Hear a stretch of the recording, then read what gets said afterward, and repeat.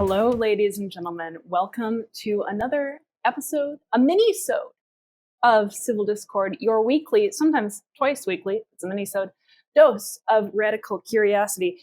I am one solid half of this podcast, Amanda.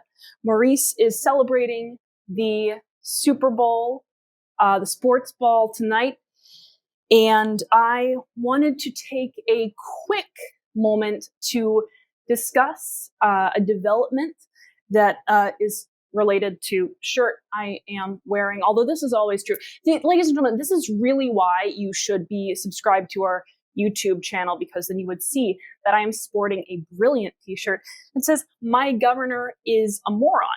And the folks at Liberty Maniacs supplied that. That was a free plug. I should get free shirts for that at some point, would like that. But anyhow, my governor is indeed a moron. This is a breaking-ish item. It's from yesterday. Again, what do we do when we have news that we really don't want people to be angry with us about? We break it over the weekend. That's a PR lesson. And it's certainly true, as Gavin with the good hair has extended his state of emergency order indefinitely. Now, to be fair, he has extended his he's set some guardrails here. His office has said that the emergency declaration will end once conditions no longer warrant an emergency response. So that clears it up. All we have to do is wait for conditions to no longer warrant an emergency response. Very clear metrics. Eric Ting, reporting for sfgate.com, says, when we sent over a serious, I think he says serious list, means serious list. We sent over a serious list of questions asking for more specificity. We were referred back to the original statement, which says, again, it will end once conditions no longer warrant an emergency response. So the first thing that I think some people are thinking is, well, wait, what's the big deal? I thought California was getting back to normal. While technically there is a statewide mask mandate that has been rescinded for now, the blue cities, where most of California's population is located, in the blue cities, those mandates are continuing. Many, not all, of these blue cities also have vaccine passport systems in place and the like. So when you're hearing about places, even in California, opening back up, that's what PolitiFact would say is missing context. All right. Now, what is important about this emergency declaration from a policy standpoint is that it gives Gavin with the good hair unlimited power to delegate unlimited power to unelected bureaucrats, people who were never elected by people and really aren't necessarily experts. For instance, currently in LA, we're under the thumb of Barbara Ferrer, who is a public health officer, makes six figures. She doesn't have a PhD, or actually, I think she has an MPH. She's not a doctor. She is not a doctor. And she is the one who is responsible for extending these things indefinitely. Now, to be fair, I would have been shocked had Gavin with the good hair actually held to his original promised date. Well, not really the original date, because the original date that all this was supposed to end was June of 2021, and then it was going to end in maybe September, and then November, and then it was March. So whatever iteration of original we're on now, I would have been shocked if he had held to that. It's worth discussing, however. From the beginning, by which I mean the second week of March 2020, I wanted to write an article about what was going to happen, how it was going to happen, why it was going to happen, and how I knew it. And at several points over the past almost 2 years, almost exactly 2 years, I've tried to write that article. And I've never been able to, because the how I knew it aspect is really hard to discuss.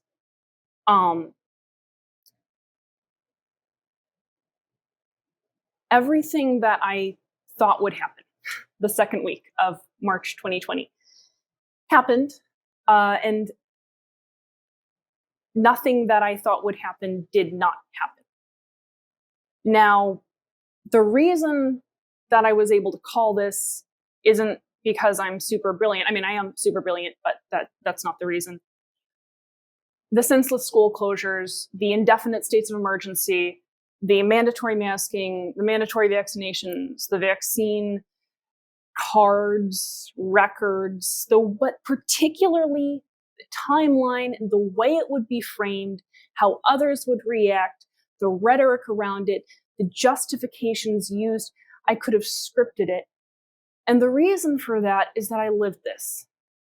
I've lived this over several episodes. Unfortunately, that's how these things tend to go. You have crap happen to you, and you find yourself having the same crap happening to you. I've lived it in my personal life. That you being backed into a corner, that's that no way out feeling, a complete powerlessness,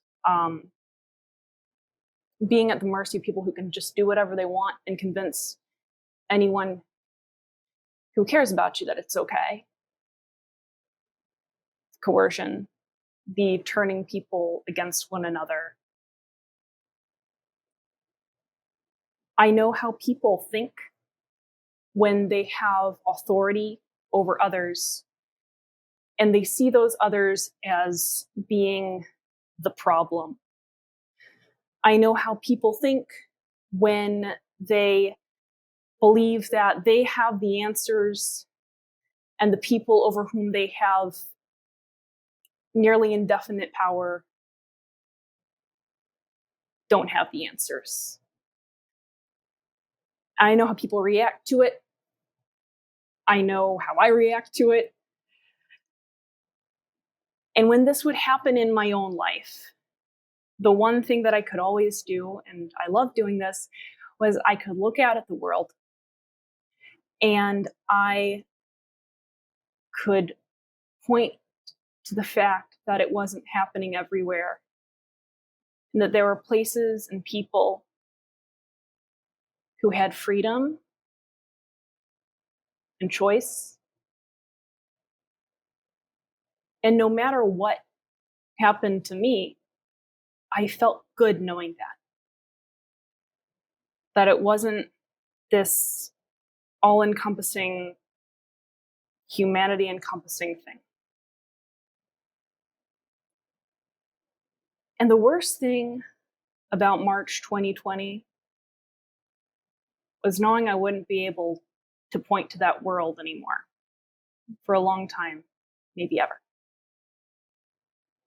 The best thing about the past few weeks is that I'm able to point to that world. Even visiting my parents over the winter break in December, I could see that it wasn't happening everywhere. And so I can see other places in the world, most other places in the world. I mean, even the freaking UK, right? Most other places in the world, most states, and most institutions, albeit not academia, not schools, things are changing. People have choices again. There are faces again. Faces are great. Faces are amazing. And there are more faces. More faces is a good thing. And this time, I'm able to look at all this and I can make choices. I couldn't always. Now I can. I can decide to do things differently. I can leave. I have an exit plan. I'm working to change things in my life. I have that agency.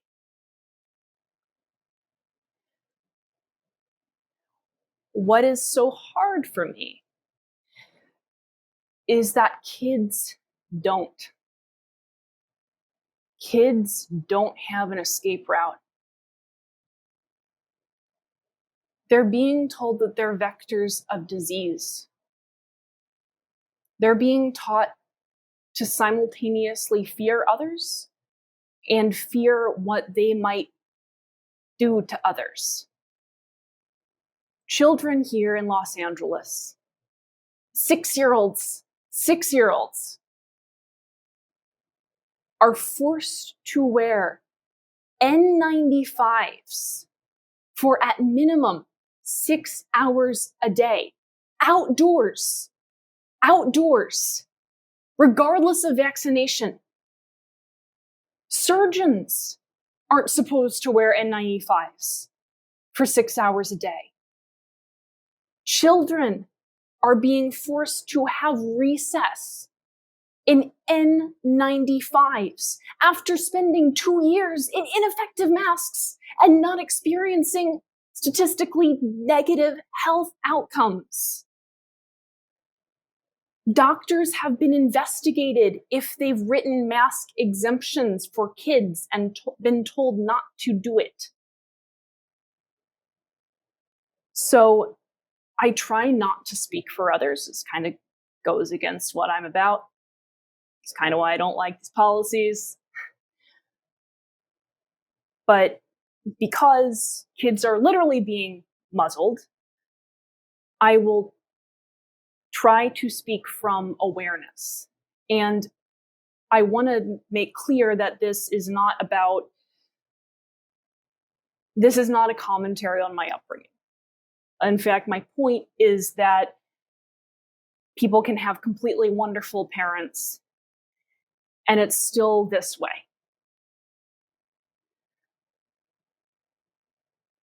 Children are not resilient. Children are adaptive. And between those two worlds of difference, there are indelible scars. Your child will not tell you that they're in pain. They won't tell you how much this hurts. They've already been told that they can make others sick. Why would they want to add to that burden by telling you something that they've been taught to believe means that they're selfish? Hurting means you're selfish. Saying I'm in pain means you don't care about other people. There's a stigma around any complaint having to do with these policies. There's a stigma around any mental health consequence having to do with these policies. Your child wants you to think that they're okay. Because when they feel good, you feel good. Most parents are that way. Most parents are happy when they see their children happy. And there's currency. There's currency in telling your parents that you're happy. Because especially when your parents are anxious all the time and angry at other people and depressed, as many have been for the past 2 years, telling your mom and dad that you're fine can brighten their day. And that's really meaningful, especially if usually you're walking around with the belief that you're a vector of disease. Usually you're walking around with the belief that you do bad things. But if you tell your parents that you're okay and you don't mind the masks, then that's a little bright spot. There's also the point that sometimes children don't like to say that they're in pain because then they can't pretend that they're not in pain, if that makes sense. It's protective for themselves It's protective for you. It helps cohere a desired reality with an actuality in a way that's relatively consistent. Your children are not going to say how much pain they're in. Your children are not going to tell you how much they're suffering. Because they know that if they say it, it makes it real. And they know that if they tell you, nothing will change.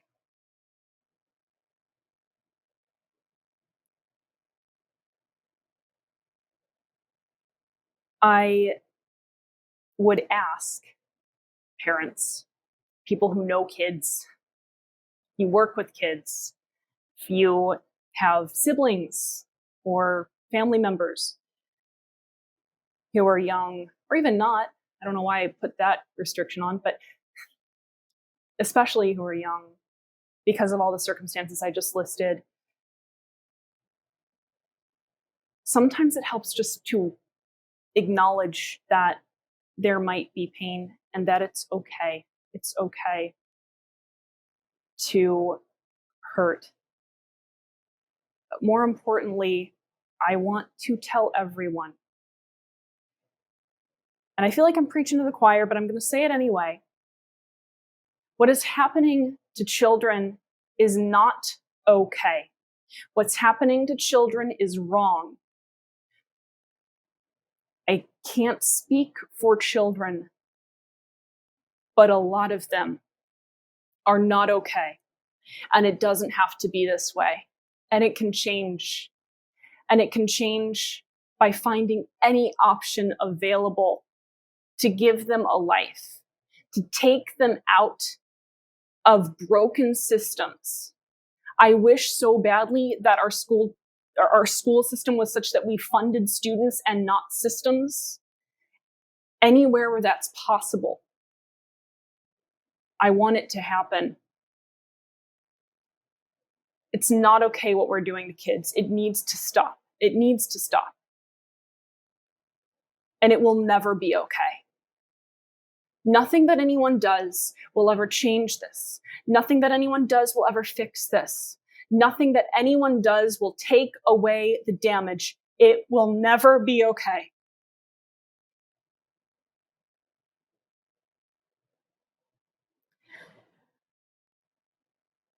I know we're usually a more cheerful podcast. So I will say once again that although there's been damage, it doesn't mean that great things can't still happen. It doesn't mean that we're hopeless.